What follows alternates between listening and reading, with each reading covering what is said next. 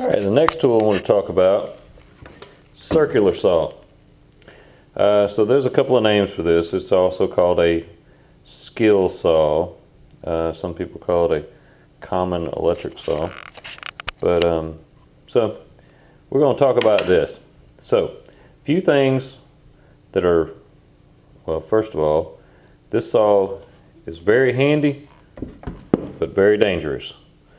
So whenever you're messing with it, as far as changing blades, getting everything organized or whatever, make sure you don't have it plugged in. I don't have it plugged in. I'm not going to plug it in for this demonstration. So a couple of things. Notice the way I've got the cord wrapped up, you never want to tie the cord around where it'll actually touch the blade. I like to wrap the handle just like it was here so that you can keep the cord from getting all nicked up and frayed and where you have to replace it or something. All right, a couple of things about the saw. All right, so one of the main things, and this is actually the same saw that's in your book, we've got a newer version at the school. So with this one, the handle actually adjusts the thing up and down is right here. So as you see, let me turn around where you can see what's happening here. So as I undo this handle, as this thing's coming up and down, as you see the blade comes up and down. So this right here is a guard. So as you push through the material, that piece comes back up and it allows it to cut through the 2x4, 2x6, whatever you're cutting, plywood. A couple of things, the blade always spins this way. So you can see the teeth are taking it out, and there's actually some arrows, or well, there were. This is an older one. I guess the 8 arrows have mainly come off. But so that thing, the blade is 7 1/4, which is all the saws we have in the lab are 7 1/4. That's pretty standard.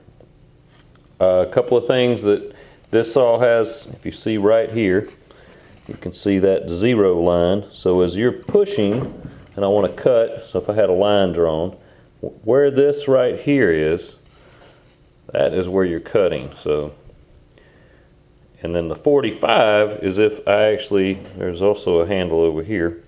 You see this right here. You can undo this and you can make the saw lean. So you can lean the plate. See that? And so you can cut a compound cut.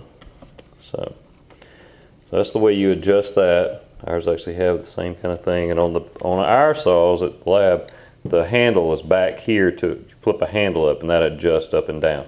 A couple things when you are adjusting the height of the saw, you want to make sure that you cut through the material. I'd say by 1/4 of an inch. You don't want to leave it. You don't want to cut through so much that you wind up cutting the sawhorses or whatever your material you're cutting on. So from this one here, I was going to adjust it out. Pretty much about right in there. As you can see how much is cut through. So that would allow me to cut through the material and then not cut too much into the sawhorses or whatever supporting it.